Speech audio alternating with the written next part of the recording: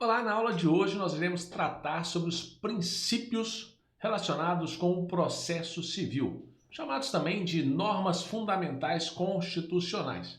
Então acompanhe com o material, nós vamos fazendo a leitura, fazendo as anotações, fazendo os apontamentos para que você possa, na hora da sua prova, lembrar desses fatos que são importantes. Vejamos, nós temos aqui princípios do processo civil, que também são denominados de normas fundamentais do processo, e estão previstos do artigo 1º até o artigo 11 do Código de Processo Civil. No artigo 1º, nós vamos encontrar a seguinte situação: o processo civil será ordenado, disciplinado e interpretado conforme os valores e as normas fundamentais estabelecidos na Constituição da República Federativa do Brasil, observando-se as disposições neste Código. Nós hoje vivemos o auge da nossa Constituição Federal, nós temos então que interpretar as normas processuais. Então, as normas processuais, elas são interpretadas valorizando os direitos e as garantias fundamentais. As normas processuais, elas são analisadas valorizando os direitos e garantias fundamentais.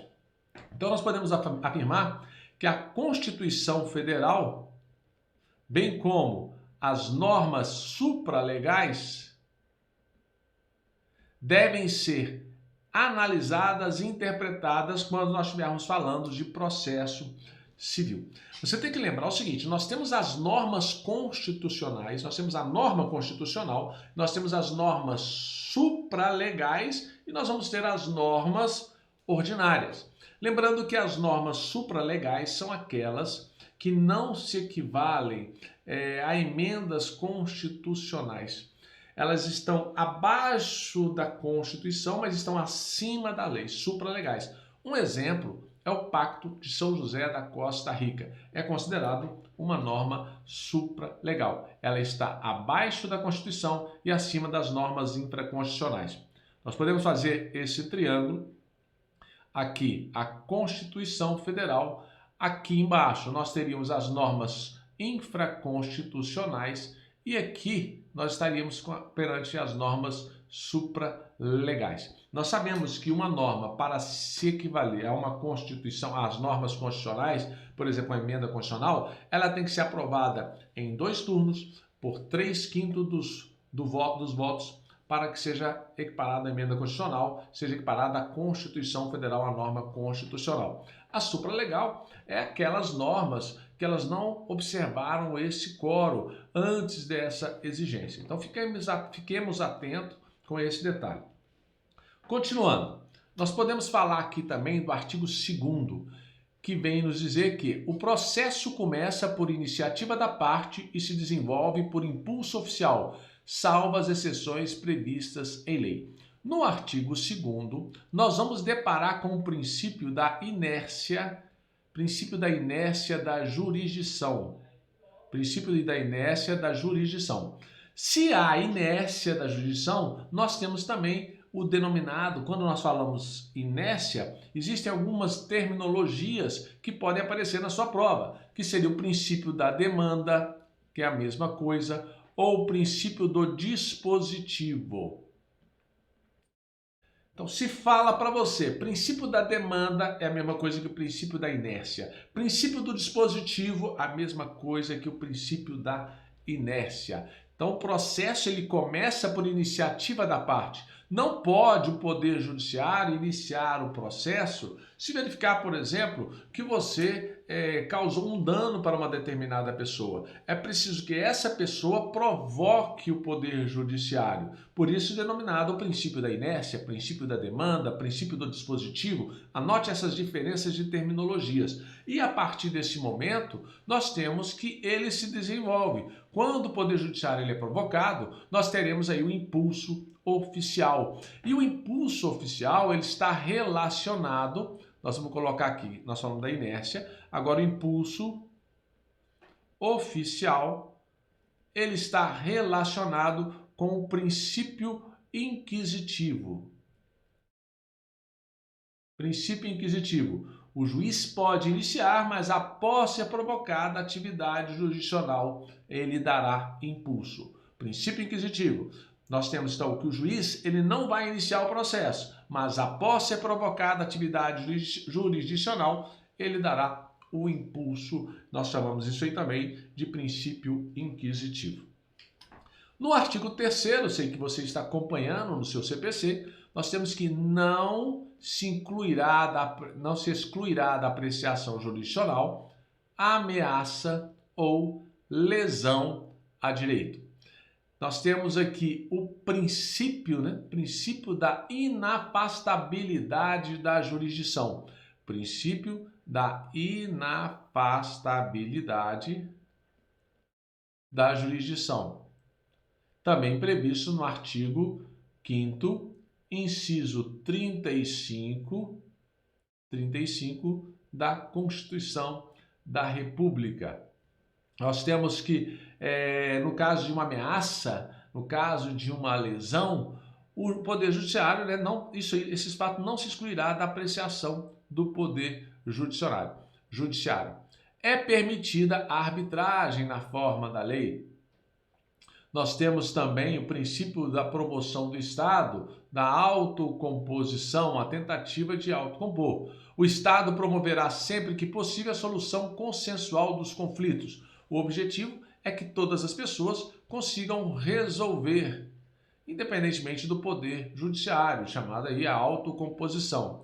E a conciliação, a mediação e outros métodos de solução consensual de conflitos deverão ser estimulados pelos juízes, pelos advogados, pelos defensores públicos e membros do Ministério Público, inclusive no curso do processo judicial. O objetivo hoje não é dar prosseguimento à demanda daquela briga, é necessário hoje a tentativa de conciliação, de composição por todas as partes do processo. Observe que as partes têm que tentar, os advogados, o Ministério Público, o juiz deve tentar a conciliação. Então nós temos aí, além da prestação, do princípio da inafastabilidade da prestação jurisdicional, vigora hoje também o princípio da autocomposição. As partes devem tentar se compor para que resolva o problema o mais rápido possível, fazendo com que isso alivie o poder judiciário.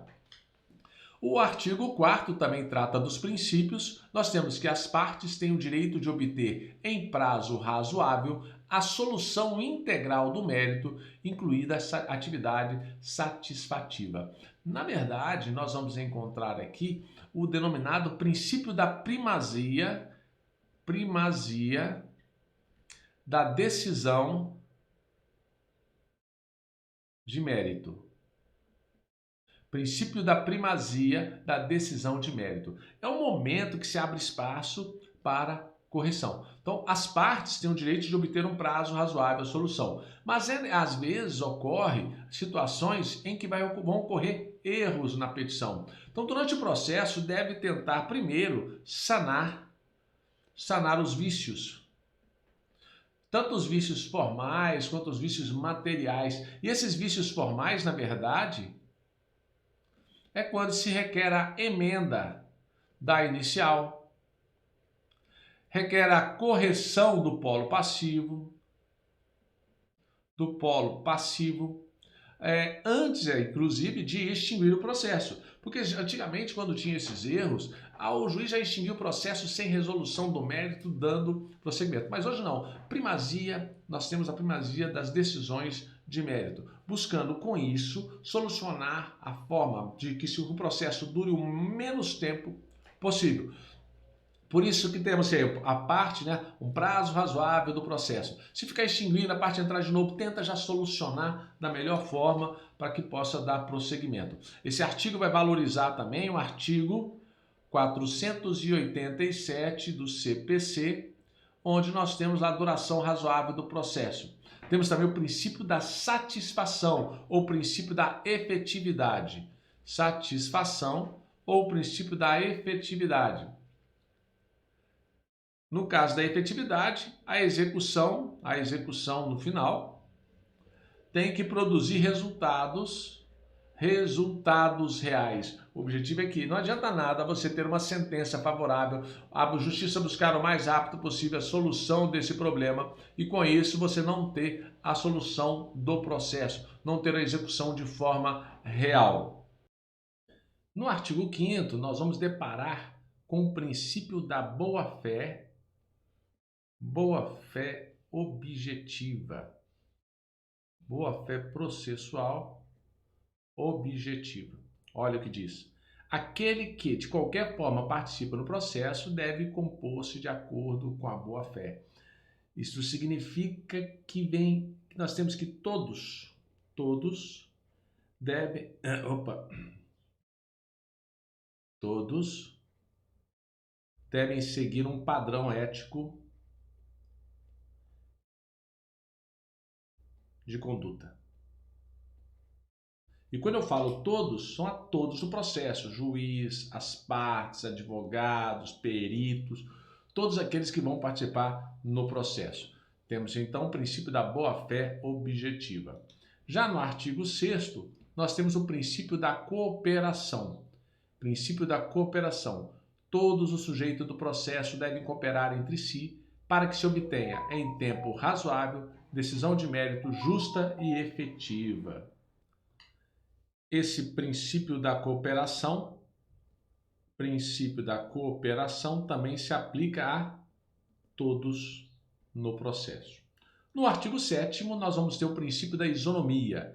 É assegurada às partes a paridade de tratamento em relação ao exercício de direitos e faculdades processuais, aos meios de defesa, aos ônus, aos deveres e aplicação de sanções processuais, competindo ao juiz zelar pelo efetivo contraditório. Quando falamos em princípio da isonomia, nós estamos falando da igualdade material. Igualdade material aqui. Na verdade, é a paridade de tratamento. Mas existem algumas situações, por apresentar, uma situação em que a defensoria, por exemplo, ela necessita de um prazo em dobro. A defensoria ela vai prestar serviço para várias pessoas. Já o advogado está prestando serviço para uma pessoa ali. O artigo 186, ele traz para nós que é o prazo em dobro da defensoria pública. E isso em face da quantidade de serviço. Então, defensoria pública, o prazo do artigo 186, fala que é um prazo em dobro. Nós temos aqui uma paridade por entender o legislador que a defensoria tem trabalho em maior quantidade que o advogado. Temos também inversão do ônus da prova.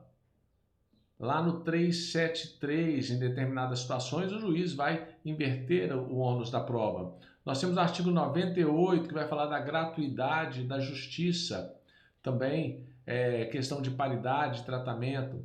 Temos também a tramitação preferencial. Nós temos a tramitação preferencial daqueles que têm mais de 60 anos ou aqueles que têm doença grave, ou ainda aquele prioridade especial, que tramitação preferencial, e nós temos prioridade especial. São aqueles que têm mais de 80 anos. Isso está lá na Lei 10.741 de 2003, artigos 98, artigo 71. Artigo 71, parágrafo 5º desta lei. Confere lá, toda vez que eu mencionar artigo, vai lá nos artigos, faça análise, confere, para não perder nada. O artigo 8º, nós temos, ao aplicar o ordenamento jurídico, o juiz atenderá aos fins sociais e exigências do bem comum, resguardando e promovendo a dignidade da pessoa humana e observando a proporcionalidade, a razoabilidade, a legalidade, a publicidade e a eficiência. Temos aqui os princípios da dignidade da pessoa humana, temos aqui a proporcionalidade, temos a razoabilidade, temos a legalidade, temos a publicidade e temos a eficiência. Percebe? Lembra lá do artigo 37 da Constituição Federal? Em que nós temos o LIMP, legalidade, impessoalidade, moralidade, publicidade e eficiência. Aqui nós temos a eficiência, temos a publicidade, temos a legalidade. legalidade aqui, temos a legalidade. Esse caso aqui é a moralidade que não está explícito. A moralidade não está explícita no CPC. Nós temos legalidade, pessoalidade, moralidade, publicidade e eficiência na Constituição Federal. E o que repetiu a Constituição, o CPC, repetiu ali a legalidade, a publicidade e a eficiência. Temos dignidade da pessoa humana, que é um dos fundamentos da Constituição. Temos princípio de proporcionalidade e razoabilidade. Esses aqui estão previstos no direito administrativo. Aqui uma diferença para você apontar. Então, o juiz deve buscar sempre a economia, né, processual, deve buscar sempre evitar fazer atos desnecessários para o bom desempenho do Poder Judiciário. Então, o juiz é um gestor administrativo. No artigo 9º, nós vamos deparar com o princípio do contraditório. Então, nós temos, não se proferirá decisão contra uma das partes sem que ela seja previamente ouvida, ao contraditório. Nós temos aqui também a ampla defesa, porque ele tem direito de conhecer o processo. Ampla defesa relacionado com esse artigo. Então, a tutela provisória de urgência, agora esse caso aqui não se aplica a tutela provisória de urgência, o contraditório e ampla defesa, as hipóteses de tutela da evidência previstas no artigo 311, inciso 2 e 3, e a decisão prevista no artigo 701, que está relacionado lá com a ação monitória. Para uma prova, você tem que saber identificar que essa hipótese, a exceção, não se aplica à questão do contraditório, da parte ser ouvida. A parte ser ouvida nas tutelas provisórias de urgência de imediato, né? E nas tutelas de evidência, e bem como aqui nas ações monitórias. Então, nós temos aqui o famoso contraditório diferido. A parte só vai falar depois do ato, também chamado de postergado ou mediato. A parte só vai falar após o que ocorreu aqui, após a medida de urgência que foi solicitada pelo juiz. Nós temos também o artigo 10, que fala que o juiz não pode decidir em grau algum de jurisdição, não pode decidir nenhum grau de jurisdição, com base em fundamento a respeito do qual não se tenha dado às partes oportunidade de se manifestar. Tem que as partes o direito de manifestar. Olha o princípio aqui, relacionado com o princípio da vedação da decisão surpresa. Relacionado com o princípio da vedação da decisão surpresa. Temos aqui a correlação com o princípio da boa-fé. E todos os julgamentos dos órgãos do Poder Judiciário serão públicos e fundamentadas todas as decisões sob pena de nulidade. Só que quando nós falamos todos os julgamentos, existem exceções. Tem casos que é segredo de justiça, tem casos que pode ser autorizada a presença somente das partes ou de seus advogados, dos defensores públicos, do Ministério Público. Nós precisamos atentar esse artigo com o artigo 189 do CPC e o artigo 489 também do CPC. Então, nem tudo é público. Princípio que deve ser observado, o princípio da publicidade, ele não é absoluto. Então, o princípio da publicidade, ele não é absoluto. Bom, na próxima aula, nós trataremos de outros assuntos. Fizemos aqui uma leitura básica do quais seriam os princípios constitucionais previstos também na Constituição, a maioria desses princípios. Você deve fazer a revisão dessa leitura e ler os artigos que eu mencionei. Até a próxima aula, bons estudos e fiquem com Deus.